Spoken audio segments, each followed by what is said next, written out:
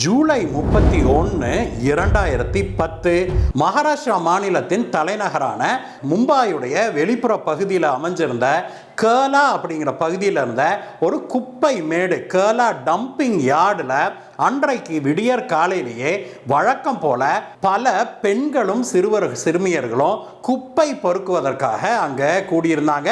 அவங்க அந்த குப்பை கிடங்குல வழக்கம் போல தங்களுடைய குப்பை சேகரிக்கும் பணியை தொடங்கியிருந்தாங்க. அந்த சமயத்தில் அங்கு வேலை செய்து கொண்டிருந்த ஒரு ஜேசிபி ஒரு பகுதியில் இருந்த குப்பையை அள்ளி கொண்டு வந்து வேறொரு பகுதியில் குப்பை மேடாக குமித்து கொண்டு இருந்தது. அந்த சமயத்தில் ஜேசிபி அந்த பக்க குட்டான்ல இருந்து அள்ளிட்டு வரும்போது அதை பார்த்த ஒரு பெண் வீல் அலறாங்க. என்னமோ ஏதோ அப்படின்னா அங்கே சுற்றி இருக்கிறவங்கலாம் அந்த பக்கம் திரும்பி பார்க்குறாங்க. ஜேசிபி ஆப்ரேட்டர் என்னமோ ஏதோன்னு அலறிட்டு அப்படியே ஜேசிபியை நிறுத்திவிட்டு இறங்கி வந்து பார்க்குறாரு. அந்த ஜேசிபியுடைய கைகள் அள்ளி இருக்கும் இல்லையா, அதில் ஒரு ப்ளூ கலர் கேரி பேக் இருந்தது. அந்த கேரி பேக்கு கிழிந்த நிலையில், அதுக்குள்ளே இருந்து வெட்டப்பட்ட நிலையில் ஒரு மனித கை தொங்கிட்டு இருந்ததை பார்த்த உடனே அந்த ஜேசிபி ஓட்டுநரும் அலற ஆரம்பிக்கிறாரு. உடனடியாக கேலா போலீஸ் ஸ்டேஷனுக்கு தகவல் பறந்தது. போலீசாரும் அங்க விரைந்து வர்றாங்க. அங்க வந்து பார்த்தபோது அந்த ஜேசிபி அள்ளிய குப்பைகள்ல இருந்த அந்த வெட்டப்பட்ட ஒரு ப்ளூ கலர் பாலித்தீன் கேரி பேக்ல போட்டு கட்டப்பட்டிருந்த அந்த மனித கையை பார்க்குறாங்க.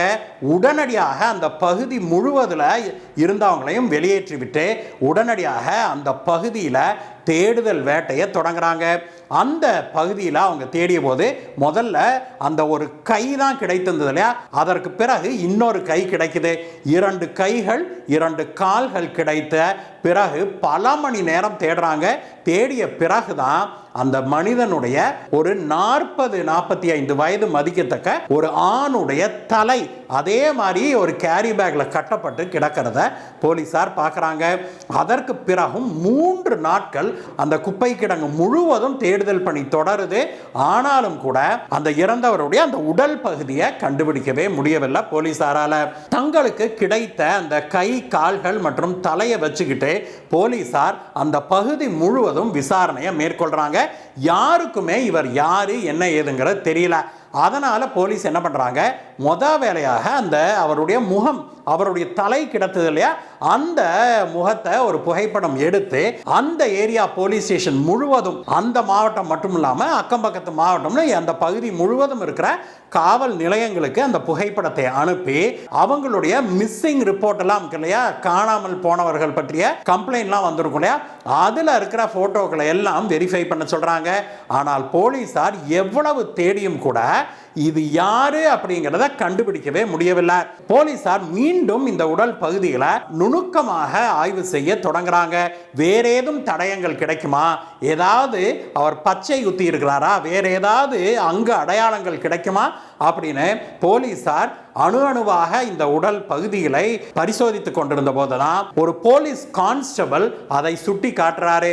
அவர் அந்த ஸ்டேஷன் இன்ஸ்பெக்டர் கிட்ட என்ன சொல்றாரு அப்படின்னா, சார் அந்த தலையை கொஞ்சம் நல்லா பாருங்க சார், முகத்தில் மீசை நல்லா கருகருன்னு இருக்குது. ஆனால் அவருடைய தாடியோ ஒரு சில நாட்கள் ஷேவ் பண்ணாத மாதிரி இருக்குது தாடி. அந்த தாடி நரைச்சு போய் இருக்கிறத பார்த்தீங்களா அப்படின்னு சொல்றாரு. அதை பார்த்து இன்ஸ்பெக்டர் ஆமா ஐயா அப்படிங்கிறாரு. என்ன ஏது அப்படின்னு அவங்க நினைத்த போது தான் அந்த கான்ஸ்டபிளே சொல்றாரு, சார் நல்லா பாருங்க, அவரு மீசைக்கு டை அடிச்சிருக்கிறாருங்க சார். 2-3 நாட்களுக்கு முன்பு அவர் எங்கேயோ ஷேவ் பண்ணியிருக்கிறாரு. ஷேவ் பண்ணிட்டு மனுஷன் டை அடிச்சிருக்கிறாரு. அதனால இந்த பகுதியில் இருக்கிற இந்த சலூன் கடைகளை எல்லாம் விசாரிச்சோம்னா ஒரு ஐடியா கிடைக்கும் சார் சொல்லவே, இந்த கொலையுண்டவருடைய புகைப்படத்தை எடுத்துக்கொண்டு அந்த பகுதி முழுவதும் இருக்கிற அனைத்து முடி திருத்தும் நிலையங்களுக்கும் போலீசார் படையெடுக்கிறாங்க.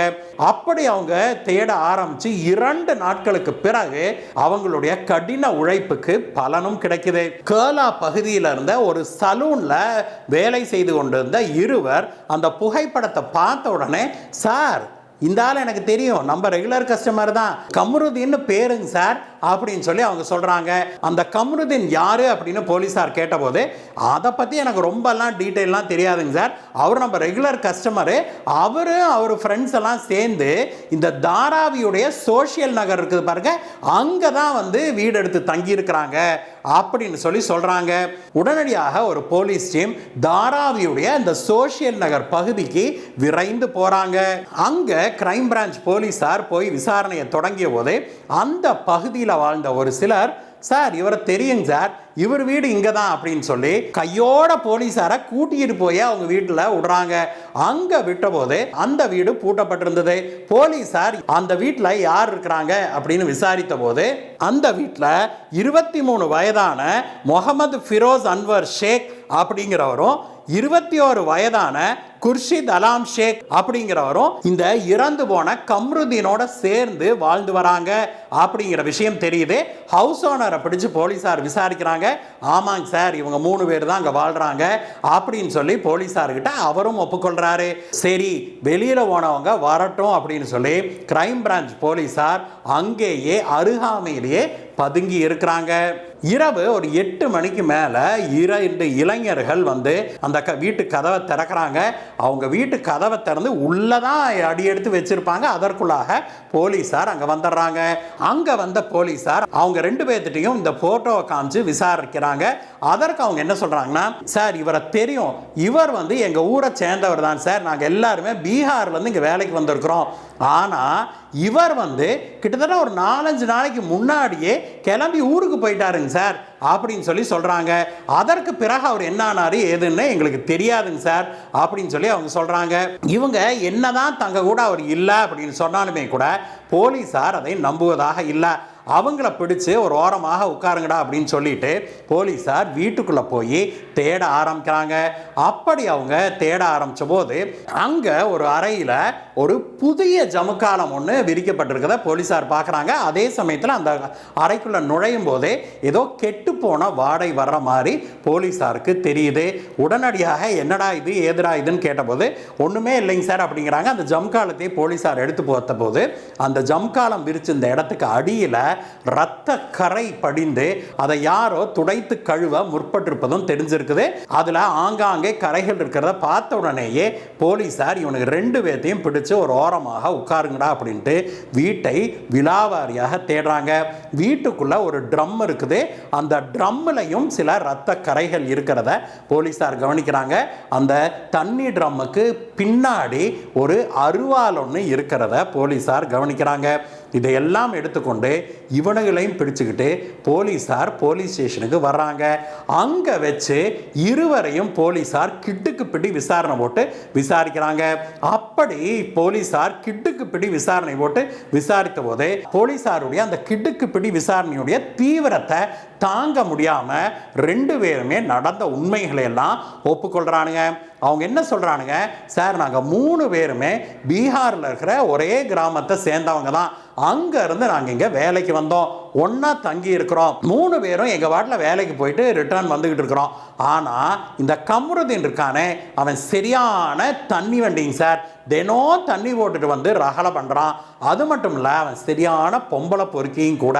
எங்களால் இதை வந்து சகிச்சுக்கவே முடியல. கடந்த சில மாதங்களாகவே அவன் எங்கள் 2 பேர்த்தையும் நச்சு எரிச்சு பணம் கொடுன்னு பணத்தை கேட்டுக்கிட்டே இருந்தான். எங்கள் 2 பேர்த்திட்டையுமே அவன் கணிசமான அளவுக்கு பணத்தையும் வாங்கிட்டான். இதெல்லாம் பத்தாதுன்னு இந்த முகமது ஃபிரோஸ் இருக்கான்ல சார், அவனோட ஃபோனை மொபைல் ஃபோனை ஒரு 2-3 நாளைக்கு முன்னாடி தூக்கிட்டு போய் எங்கேயோ அடகு வச்சுட்டான் சார். அடகு வச்சு பணத்தை வாங்கி அதுலேயும் தண்ணி அடித்து முடிச்சிட்டான். நாங்களும் கேட்டு பார்க்குறோம். இதில் முகமது ஃபெரோஸ் வேற, அதில் எங்கள் குடும்ப ஃபோட்டோலாம் இருக்குடா, எங்கள் அம்மா ஃபோட்டோலாம் இருக்குது, என் மனைவி ஃபோட்டோலாம் இருக்குது. எனக்கு மனசு சரியில்லைன்னா அதைத்தான் நான் பார்த்து ஆசுவாசப்பட்டுக்குவேன். அதனால் தயவு செஞ்சு அந்த ஃபோனை கொண்டாந்து கொடுறான்னு பல தடவை கேட்டோம் சார். ஆனால் அவன் கொடுக்கவே இல்லை. அன்றைக்கு சரியாக சொன்னோம்னா ஜூலை 29ஆம் தேதி இரவு இந்த கம்ருதீன் வீட்டுக்கே வரலைங்க சார். மறுநாள் காலையில் 30ஆம் தேதி காலையில் நாங்கள் வந்து பக்கத்தில் இருக்கிற ஒரு டீ கடையில் உட்காந்து டீ குடிச்சுக்கிட்டு இருந்தோம். அப்போ விடியற் காலையிலேயே இவன் ஃபுல்லாக தண்ணி போட்டுவிட்டு தள்ளாடிக்கிட்டு வீட்டை நோக்கி நடந்து வந்துக்கிட்டு இருந்தான். அப்போ தான் முகமது ஃபெரோஸ் வந்து அவனை கூப்பிட்டு, டே என் ஃபோனை குடுறா, ஏன்டா இப்படி படுத்துறேன்னு கேட்கவே அவன் உன் ஃபோன்லாம் கொடுக்க முடியாதுன்னு சொல்லி பேச ஆரம்பிச்சாங்க சார். இந்த தர்க்கம் கடைசியில் ஒரு கை கலப்பில் போய் முடிஞ்சது. அத்தனை பேத்துக்கு முன்னாடி முகமதையும் என்னையும் அவன் கை நீட்டி பலமுறை அடிச்சிட்டான். இந்த அவமானத்தை எங்களால் தாங்க முடியல. அதனால் அன்னைக்கே இவனுக்கு ஒரு முடிவு கட்டுறதுன்னு நாங்கள் முடிவு செய்தோம். இவனை அன்றைக்கு இரவு கொல்றது அப்படின்னு முடிவு செய்து முகமது ஃபெரோஸுடைய நண்பன் ஒருத்தன் கறிக்கடை வச்சிருக்கிறான் சார். அங்கே ஆடு மாடெல்லாம் வெட்டுவாங்க இல்லையா, அந்த பெரிய அருவாலை நான் வாங்கிட்டு வந்து வீட்டில் வச்சுருந்தோம். அன்றைக்கு இரவு வழக்கம் போல் இவன் தண்ணி போட்டுவிட்டு லேட்டாக அப்படியே தள்ளாடிக்கிட்டே வந்து சேர்ந்தான். வந்தவன் அப்படியே உள்ளுக்குள்ளே வந்து தொபுக்கடின்னு படுத்து தூங்க ஆரம்பிச்சிட்டான். எங்களுக்கு அவன் மேலே இருந்த வைத்தறிச்சல்ல அவன் தூங்க ஆரம்பித்த பிறகு அந்த அருவாலை எடுத்து அவன் கழுத்திலேயே ஒரே போட்டான் முகமது ஃபெரோஸ். வெட்டு 1 துண்டு 2 அப்படின்னு அந்த கணமே அவனுடைய தலை வெட்டுண்டு போயிருச்சு. அதற்கு பிறகு அதே அருவாலால் அவனுடைய கை கால்களை தனித்தனியாக வெட்டணும். எல்லாத்தையும் தனித்தனியாக கேரி பேக்கில் போட்டு கட்டுனாங்க சார். எல்லாத்தையும் கொண்டு வந்து கேலா குப்பை கிடங்குல ஆங்காங்கே வீசிட்டு போயிட்டோம். இவ்வளவு பெரிய குப்பை கிடங்குல இதை கிடைக்கவா போகுது அப்படின்னு நினைச்சோம் அப்படின்னு சொல்லி சொல்றாங்க. போலீஸார் இந்த கமருதீனுடைய உடல் பகுதி கிடைக்கலையடா, எங்கடா போட்டீங்கன்னு கேட்டபோது அதையும் அங்கதான் சார் போட்டோம் அப்படின்னு சொல்றானுங்க. அதற்கு பிறகு சுமார் 7 நாட்கள் போலீஸார் அந்த கமருதீனுடைய உடல் பகுதியை தேடி அந்த குப்பை கிடங்கு முழுவதையும் அலாசுறாங்க. ஆனாலும் கூட போலீஸாருக்கு அந்த கமருதீனுடைய உடல் பகுதி கிடைக்கவில்லை. இதற்கிடையே செய்த கொலையை இவனுக்கு 2 பேரும் ஒப்புக்கொண்டதுனால இவனுங்களை பிடிச்சு போலீஸார் உள்ள தள்ளிட்டு அவங்க மேல வழக்கு தொடர்ந்துருக்கிறாங்க. இந்த வழக்கு மும்பை நீதிமன்றத்தில் நடந்து வருது நண்பர்களே. இன்னும் இந்த வழக்கு நிலுவையில் இருக்குது. இதனுடைய தீர்ப்பு வரும்போது அதனுடைய தீர்ப்பு என்ன அப்படிங்கிறத நம்முடைய கம்யூனிட்டி டேப்ல உங்களுக்கு சொல்கிறோம். மீண்டும் உங்களை வேற ஒரு வீடியோ சந்திக்கிறேன் கைஸ். Bye bye.